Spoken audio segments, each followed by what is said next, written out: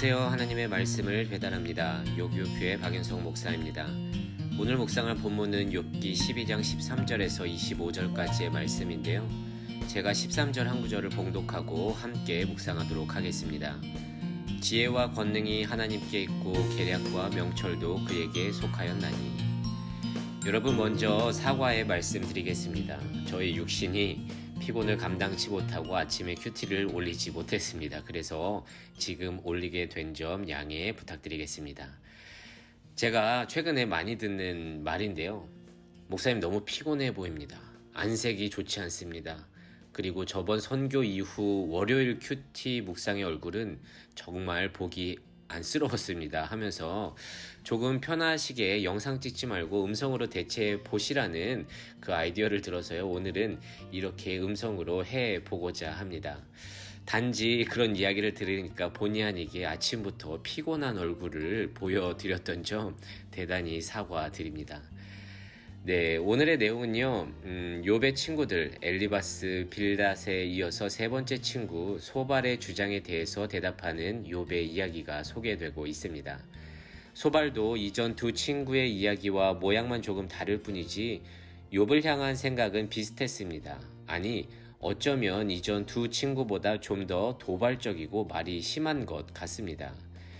전장에서요, 소발은요 11장 2절에서 이렇게 대화를 시작하거든요.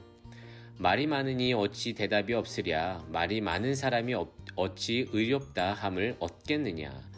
그러니까 네가 말이 많아서 내가 말해줘야겠다. 그렇게 말한다고 네 죄가 없어지겠냐라는 것입니다. 와, 듣기만 해도 심하지 않습니까?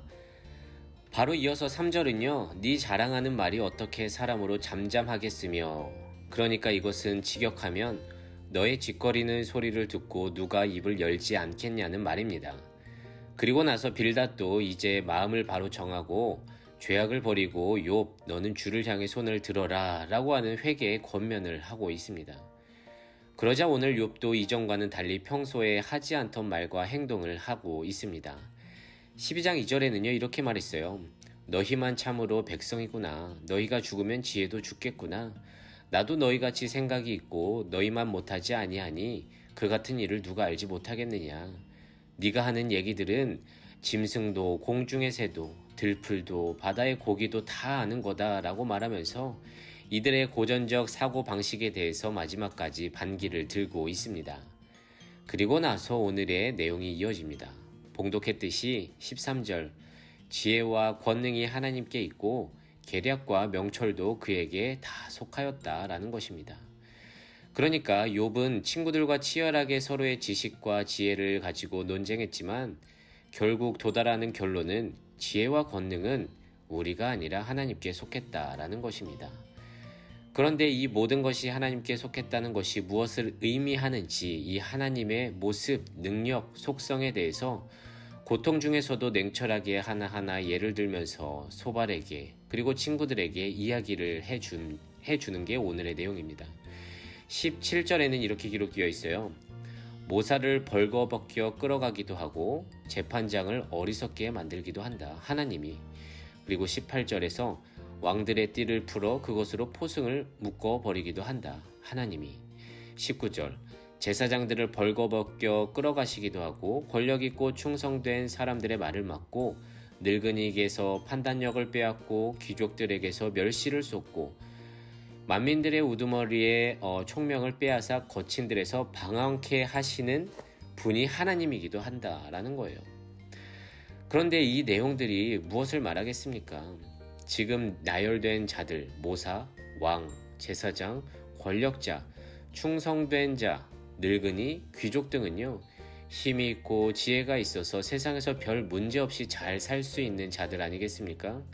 나쁜 짓만 하지 않는다면 별 무리 없이 인생을 잘 살 수 있는 괜찮은 사람들인데 욥이 지금의 예를 들어서 나열한 이들의 결말이 반전이죠. 힘있고 지혜 있는 자들은 이렇게 살고 저렇게 살고 우리들은 생각하지만 인간의 입장에서 이해할 수 없는 상황들이 생긴다는 거예요. 그런데 이것을 다 하나님이 주관하고 있다는 것입니다. 그러니까 우리는 곧잘 하나님께서 이런 사람들에게는 이렇게 하셔야 한다는 고정관념이 있는데 이렇게 될 수 있다는 것이 하나님이 주관하시는 인생이고 하나님이 하시는 일이라는 것입니다. 그러니까 새 친구들처럼 네가 죄를 지어서 너가 이렇게 된 거야 라고 하고 하나님은 이러신 분이야 라고 이전의 사고방식에 하나님을 가두어 놓고 욥에게 아픔만을 주고 있지만 욥은 자신의 고통 속에서 그렇게 하나님은 거기서 머무르시는 분이 아니더라. 자신의 고통을 보면서 하나님의 이해하는 범위가 확장된 것입니다. 여러분도 인생을 좀 살아봐서 알지 않습니까? 말도 안 되고 이해가 안 되는 일이 얼마나 많습니까? 인간의 생각에 하나님을 꿰어 맞추려고 그렇게 한다면 반드시 우리는 실족하게 되어 있습니다. 그래서 하나님은 우리 인간의 한계 내에서 묶이거나 단순한 원리에 매이시는 분이 아니라는 것입니다. 이전 기독교의 하나님은요, 영광의 하나님으로 대변되는 긍정적인 이미지가 주를 이루었습니다. 특히 그 영광의 하나님에게는 어떤 부정적인 이미지가 떠오르지 않았습니다. 하지만 후에 하나님의 아픔의 하나님이라고 해서 어찌 보면 긍정적인 하나님의 부정적인 이미지를 입힌 지금에는 당연히 받아들여지고 있지만 당시에는 생소한 하나님의 모습이 소개된 적이 있습니다. 생소하다는 것은 인간의 입장에서 부정적인 이미지이기 때문에 영광의 하나님의 부정적인 이미지는 어떻게 보면 인간의 입장에서 모순이라는 것이죠. 그런데 쉽게 생각해보면 하나님은 전능하시니 못하실 것이 없죠. 긍정이든 부정이든 그 모든 이미지를 포함할 수 있는 게 하나님 아니겠습니까? 그래서 지금은 하나님의 아픔의 이 신학은 자연스럽게 받아들여지고 있습니다. 여러분, 하나님의 통치에는 우리가 생각지 못한 면이 너무나도 많습니다. 그런데 내가 알지 못하는 방식이라고 해서 하나님을 오해하지 말길 바랍니다. 오늘 욥의 말처럼 모든 것은 지혜와 명철의 근원은 하나님께 있고 그분이 주관하시기 때문입니다. 그래도 여러분, 때때로 유한한 인간의 입장에서는 마음이 아프고 답답한 일들을 겪으면서 하나님을 원망하고 싶을 때가 있을 텐데요.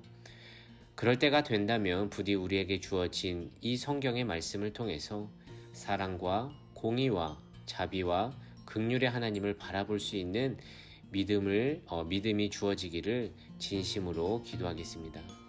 그래서 오늘은 이렇게 기도하기를 원합니다. 하나님, 우리도 새 친구들과 같이 곧잘 하나님은 이러셔야 해 하면서 내 인간의 한계 내에서 하나님을 껴맞춰 생각하고 그것을 벗어나면 어찌할 줄 몰라 힘들어할 때가 얼마나 많습니까? 그런데 욥의 말처럼 하나님은 우리의 생각에 벗어나는 분입니다. 하나님, 부디 우리의 경험 속에서 하나님을 가두지 않고 주를 오해하지 않길 바라며 그래도 답답한 마음이 있을 때면 말씀 속에 하나님, 사랑의 하나님, 공의의 하나님을 신뢰하며 나아갈 수 있는 믿음 허락하여 주시옵소서. 오늘도 이 말씀을 붙들고 한날 승리하며 살아갈 수 있는 우리 모두가 되시기를 진심으로 소망합니다. 기도하겠습니다. 이 세상의 모든 청년의 인생을 사랑하시는 하나님, 감사합니다. 오늘은 도발적인 소발의 말에 대해 모든 명철과 힘은 하나님께 있다고 주장하는 욥의 대화를 보면서 우리의 신앙을 돌아봅니다. 우리는 곧잘 하나님은 이러셔야 해 하면서 우리 인간의 한계에 껴맞추고 그것을 벗어나면 어찌할 줄 몰라 힘들어할 때가 많습니다. 그렇게 하나님을 원망하고 오해할 때가 많은데 오늘 욥의 말처럼 하나님은 우리 생각을 벗어나는 분이라는 것을 새삼스럽게 깨닫습니다. 그렇기 때문에 그런 하나님을 받아들이고 따를 수 있는 믿음 허락하시고 그럼에도 불구하고 우리가 이해할 수 없는 가운데 아파하고 슬퍼할 때가 있다면 그때마다 사랑과 긍휼과 언약을 신실하게 지키시는 하나님을 말씀을 통해 굳게 신뢰할 수 있는 믿음 허락하여 주시옵소서. 감사드리며 예수님의 이름으로 기도드립니다. 아멘.